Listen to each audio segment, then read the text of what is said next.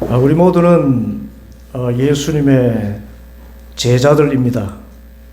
아멘입니까? 제자 그러면 우리는 예수님의 12제자를 떠올리고, 그래서 제자됨이라는 것은 특별히 예수님을 당시에 따르던 사람이다, 그렇게 생각하는 경우가 많습니다. 그러나 사도행전 6장 말씀에 보면은 사도들이 복음을 전하다가 박해를 많이 받는 가운데 성령님이 역사를 하셔서 구원받는 자의 수가 더욱 많아졌습니다. 그때 그 수가 많아진 것을 성령이 표현하기를 제자들이 점점 불어나더라, 그렇게 얘기했습니다.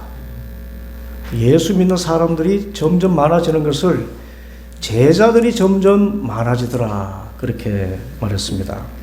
그래서 1차적으로 제자란 말은 예수님을 주님으로 영접한 사람이라 할 수 있는데, 특별히 여기에 더해서 예수님을 진실로 따르는 사람을 제자라고 부르고, 거기에는 인종이나 신분이나 귀천이 따로 없이 예수님을 신실하게 따르는 사람이면 누구나 예수님의 제자라는 것입니다. 그리고 우리는 그렇게 되어야 됩니다. 예수님을 믿는 사람으로서 이제는 예수님을 진정으로 따르는 사람이 되어야 된다, 그것을 다짐할 수 있어야 됩니다. 이 제자에 관해서 카일 아이들먼이라는 미국의 목회자가 여러분은 팬입니까 제자입니까? 라는 책을 썼어요. 팬인가 제자인가? 예수님의 제자라고 하는 많은 사람들 가운데 분명히 제자라고 할 수 없는 팬이 있다는 것입니다. 그러면 그 팬은 누군가? 예수님을 겉으로 따르는 사람이라 하는 것인데, 집안이 예수님을 믿는 집안이니까 자연스럽게 예수님 믿는 그런 환경에서 성장하고, 또 주일에 예배를 드리고, 또 헌금을 하고, 또 찬양을 하는 그런 아주 보편적인 그런 신앙생활을 하는 경우를 사람들이 제자라고 말하기 쉬운데, 이 한 가지가 빠지면 그 사람은 팬이라는 것입니다. 제자는 누구인가? 그것은 정말 예수님을 진정으로 따르는가? 이 물음에 답할 수 있는 사람이 제자라는 것입니다. 예배를 잘 드리는 그 사람이 제자일 수도 있지만, 그것보다는 내가 예수님을 진정으로 따르는가? 그것을 마음속으로 깨닫고 다짐할 수 있는 사람이 제자라는 것입니다. 그러면 예수님을 진정으로 따르는 사람이 누구인가? 여러분, 누가 예수님을 진정으로 따르는 사람이겠습니까? 그것을 예수님께서 친히 말씀하셨습니다. 마태복음 16장 24절에 그때 예수께서 제자들에게 말씀하셨다. 누구든지 나를 따라오려거든 자기를 부인하고 자기 십자가를 지고 나를 따를 것이니라. 어떻게 하고 따르라고요? 자기를 부인하고 자기 십자가를 지고 나를 따를 것이니라. 그래서 예수님을 진정으로 따르는 사람이라면 첫째는 자기를 부인하는 사람이고, 둘째는 자기 십자가를 지고 따르는 사람입니다. 그러면 자기를 부인하는 것이 뭡니까? 나 이 목사를 부인한다. 나 아무개 권사를 부인한다. 나 자신을 부인한다는 것인데, 이 자기 부인이라는 것은 자기를 지탱하고 있는 자기의 정체성과 같은 삶의 가치관을 부인하라는 것입니다. 무슨 말인가 하면은, 예수님의 가치관이 있고 내가 지금까지 가지고 있는 가치관이 있다면은 예수님의 가치관을 위해서 내 가치관을 부인해버리는 것입니다.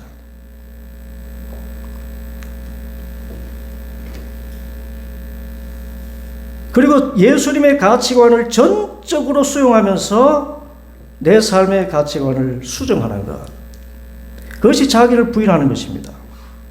여러분 어떻습니까? 지금까지 내가 살아온 내 가치관이 있는데 그것이 지금 예수님의 가치관으로 완전히 바꿔졌다고 자부할 수가 있습니까? 나는 정말 예수님의 뜻대로 살아가는 사람이다. 그가 예수님을 진정으로 따르는 사람입니다. 또 하나는 자기 십자가를 진다는 것은 자신의 그 가치관을 포기하는 데 따르는 고통 같은 것입니다. 여러분, 사람 나이 40이면은 변하는 것보다 죽는 것이 빠르다고 그러죠. 요즘은 나이 10살이면 제 고집대로 살지 절대로 엄마 말 안 듣고 친구 말도 안 듣는다 합니다. 오직 10살짜리도 자기가 옳다고 생각하는 것을 다른 사람이 옳다고 인정해 줄 때 그 사람을 따른다는 거예요. 이런데 20살이 넘어선 성인들이야 얼마나 자기애가 강하겠습니까? 그런데 이런 자기애를 버리고 자기 가치관을 전적으로 포기하고 예수님의 가치관을 따르라 했으니 이것이 얼마나 자기에게는 고통이 되겠는가. 그래서 너는 너의 십자가를 지고 곧 예수님만을 유일한 삶의 가치관으로 알고 너의 기존의 가치관을 버리고 나를 따르겠느냐라고 물을 때 주님 저는 멀었습니다 라고 고백할 수밖에 없는 것이 우리 대부분 성도의 모습이라 할 수가 있습니다. 예수님께서 너는 나를 진정으로 따르냐 물은데 여전히 나의 삶의 가치관을 보니까 세상적으로 돈 많이 벌고 편안히 사는 것이 행복의 제일 비결이다. 많은 그리스도인들이 예수님 따르는 것이 최고의 가치라고 하지만은 사실 이 세상의 물질을 쫓고 있습니다. 그것이 행복의 길이라고 생각합니다.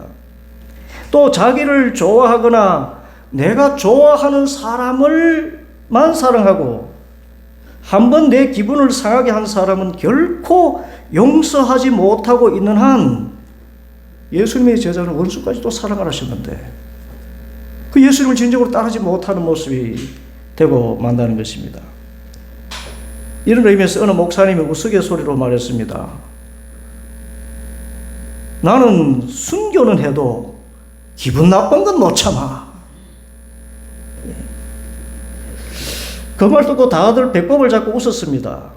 그런데 생각해 보면 모두가 나는 예수님을 진정으로 따르는 사람이 아닙니다 라고 자인하는 모습에 다름 아니었습니다. 그러면 예수님을 진정으로 따르는 것을 포기해야 됩니까? 예수 믿는 것으로 그치고 예수님의 제자가 되는 것을 포기해야 됩니까? 그렇게 할 수도 없거니와 그렇게 해서도 안 됩니다. 그렇게 할 수 없다는 것은 우리가 예수님을 믿기로 결단하고 예수님을 주님으로 영접했을 때 내 안에 누가 들어오셔요? 성령님이 임재하십니다. 그런데 이 성령님은 예수님이시기 때문에 예수님을 진정으로 따르라고 계속해서 우리를 독려하십니다. 한번 임하신 성령님 우리를 떠나지 않으시고 끊임없이 예수님을 따르라고 그렇게 나에게 감동을 줍니다. 그냥 예수 믿는 정도에 그치지 말고 예수님의 제자가 되라고 내 마음속에 감동을 주세요. 그래서 내 육체적 본능으로 저지를 수 있는 그런 모든 악덕에 관한 것에 대해서는 심각한 찌름을 주십니다. 오늘 성경 말씀에 나오는 갈라디아서 5장 16절 24절의 말씀입니다. 내가 또 말합니다. 여러분은 성령께서 인도해 주시는 대로 살아가십시오. 그러면 예수님의 제자가 됩니다. 육체의 욕망은 성령을 거스리고 성령이 바라시는 것은 육체를 거스립니다. 그런데 이 둘은 적대관계에 있다는 것이지요. 그래서 성령의 인도하심을 따라 살아가면 우리가 마침내 제자가 될 수 있는데 혹 우리가 육체의 행실을 따라서 음행이나 더러움이나 방탕함이나 우상숭배나 마술이나 원수 맺는 것과 다툼, 시기, 분냄, 분쟁, 분열, 파당, 질투와 술 취함과 흥청망청 먹고 마시는 노름에 빠지면 여러분 이것은 이 세상 대부분 사람들이 아무렇지도 않게 생각하고 저지르는 그런 악의 목록입니다. 그런데 성령께서는 이것이 예수님의 제자의 모습으로 합당하지 않기 때문에 끊임없이 이런 마음에 대해서 가책을 주시는 것입니다. 죄의식을 주시고, 그리고 또 경고합니다. 이런 짓을 하는 사람들은 하나님의 나라를 상속하지 못할 것이다. 여러분, 하나님 나라가 무엇입니까? 성령님께서 주시는 의와 평강과 기쁨이 내 마음속에 이루어지는 것, 하나님의 나라 아닙니까? 이런 육체의 본성을 따라서 살아가면 제자가 될 수 없고, 제자가 될 수 없다는 말은 다른 말로 하면 성령께서 주시는 그 하나님 나라의 의와 평강과 기쁨을 맛볼 수 없게 된다는 것을 이야기합니다. 대신 성령은 끊임없이 우리를 재촉하십니다. 내 안에 계신 성령님 곧 예수님께서 주시는 감동은 이런 육체적인 악덕은 벗어버리고 오직 너희 안에 사랑과 기쁨과 화평과 인내와 친절과 선함과 신실과 온유와 절제의 열매를 맺도록 힘쓰라. 그래서 미움이 생기면 사랑하여라. 우울해지면 주님 바라보면서 기쁨을 찾으라. 불화한 자들이 있으면 그들을 위해서 화평의 열매를 맺으라. 문제가 생기면 인내해라. 화내지 말고 인내해라. 친절하게 대해라. 선을 행하라. 그리고 충성되게 살아라. 온유하여라. 모든 것을 절제해라. 이렇게 끊임없이 예수님의 성품을 따르도록 우리를 감동해 주시는 것입니다. 그래서 이 육체의 이 본능을 십자가에 못 박고 성령의 바라시는 것을 따라 살아가는 것이 제자됨의 길이고, 또 그렇게 될 때 우리는 예수님을 진정으로 따르는 예수님의 제자로서 자부심을 가지고 살아갈 수 있게 되는 것입니다. 그런데 반대로 이런 육체의 본능을 따라 정욕과 욕심으로 살면 내 마음속에 계신 성령님이 탄식하는 것입니다. 이건 아니야. 이건 아니야. 너 계속 이렇게 살면 비참해져. 그러니 이렇게 살면 안 돼. 다시 돌아와 사랑과 기쁨과 화평과 인내와 친절과 선함과 신실과 온유와 절제의 거룩한 예수님의 성품을 본받아야 돼. 그러면 하나님 나라를 누리게 돼. 그렇게 그것이 진정한 행복이야. 끊임없이 성령께서 독려해 주시는 것입니다.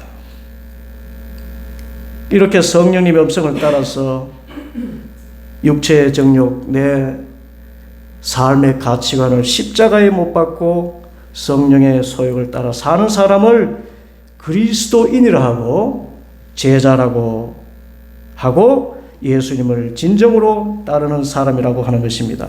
그래서 이런 제자의 모습을 갈라디아서 2장 20절에서 말씀했습니다. 나는 그리스도와 함께 십자가에 못 박혔습니다. 이제 살고 있는 것은 내가 아닙니다.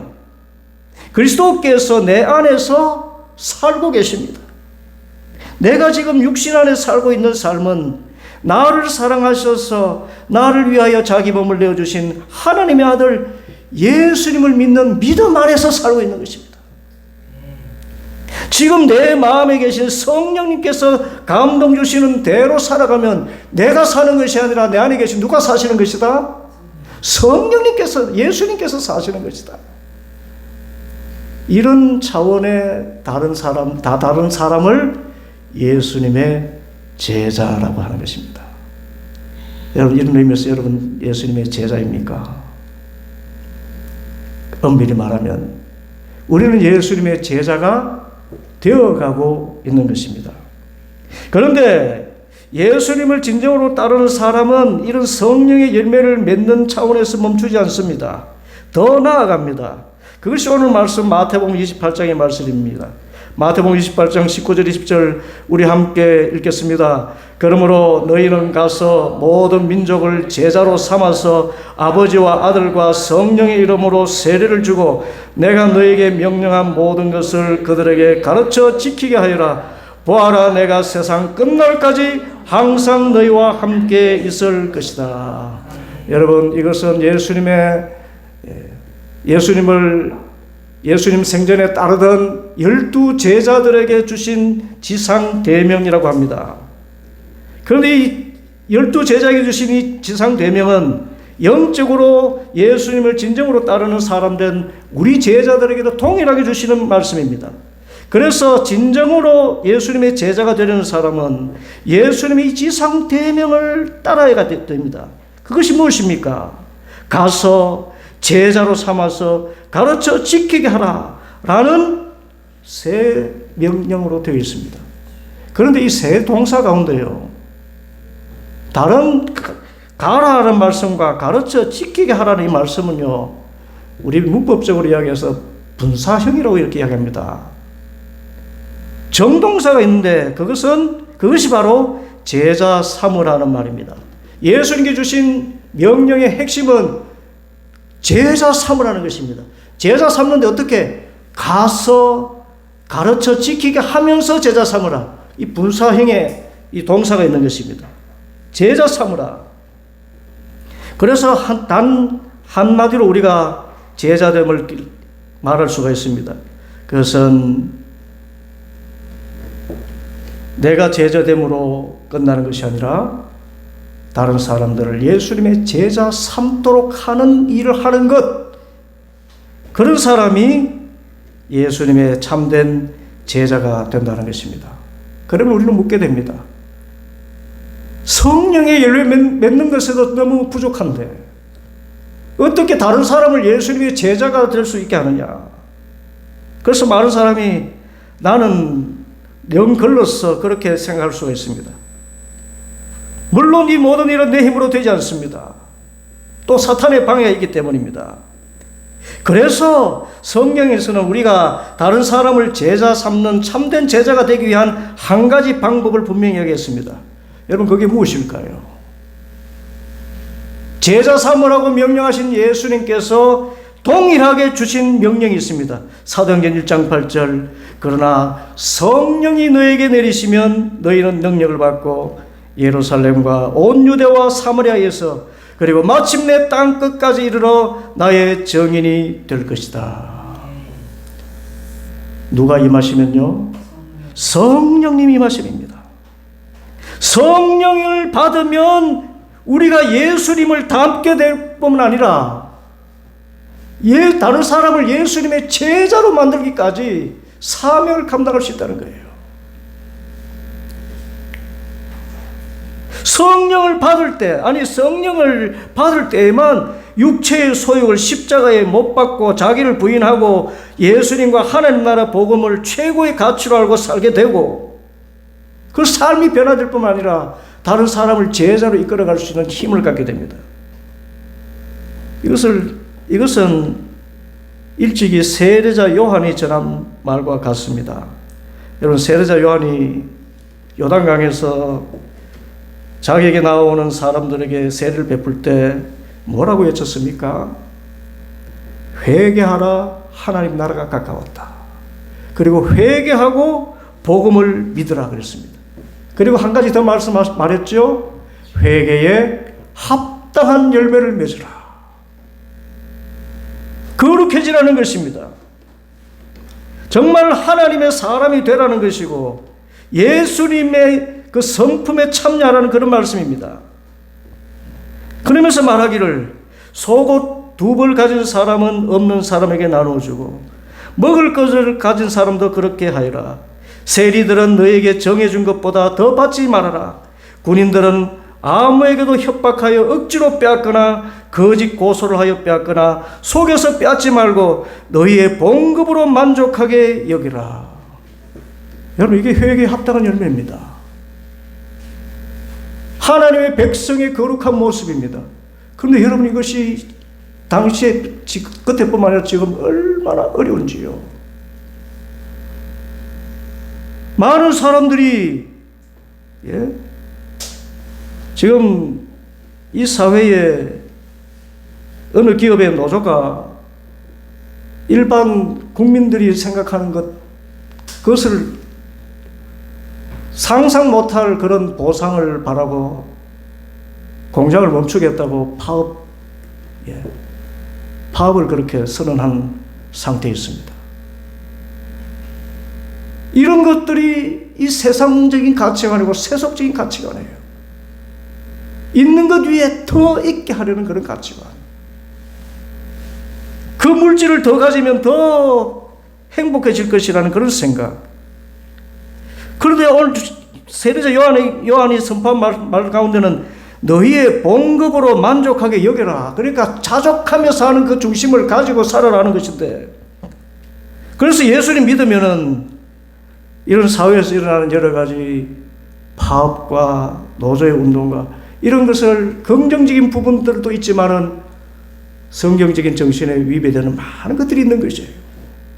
이런 것들.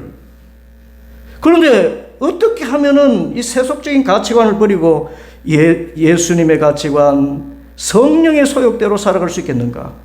이것 역시 성령의 충만을 받는 길이라. 누가복음 3장 16절. 그래서 세례자 요한이 말하기를 나는 여러분에게 물로 세례를 주지만 나보다 더 능력 있는 분이 오실 터인데 나는 그의 신발끈을 풀어드릴 자격도 없어. 그는 여러분에게 성령과 불로 세례를 주실 것이요.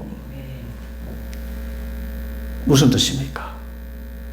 세례자 요한이 베푸는 그 물세례로는 회개에 합당한 열매를 맺을 수가 없어요.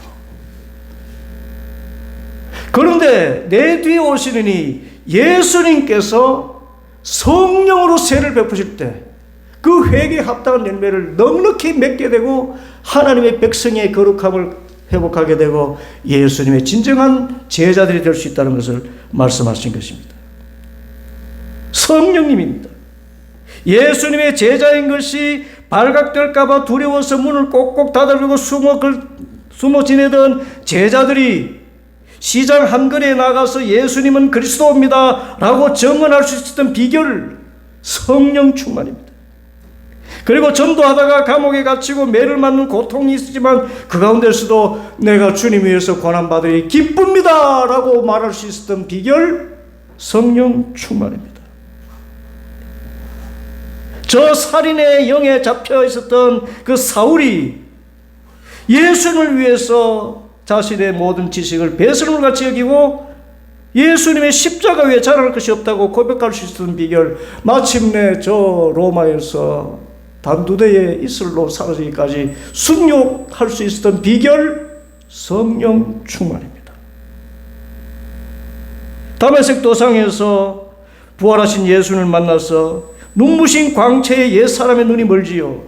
그때 아나니아 선지자에게 안수기도를 받을 때 성령님이 임하시니까 그 눈에서, 살기 넘치던 눈에서 비늘 같은 것이 떨어지면서 예수님의 눈, 세상 모든 것을 사랑의 눈으로 바라볼 수 있는 성령의 열매를 맺은 눈으로 바꿔진 것입니다. 모두가 성령 충만입니다. 그래서 이 살인자가 나중에 변해서 우리 성경에서 가장 아름다운 말씀이라고 알려져 있는 고린도전서 13장에 사랑의 송가를 부르지 않습니까?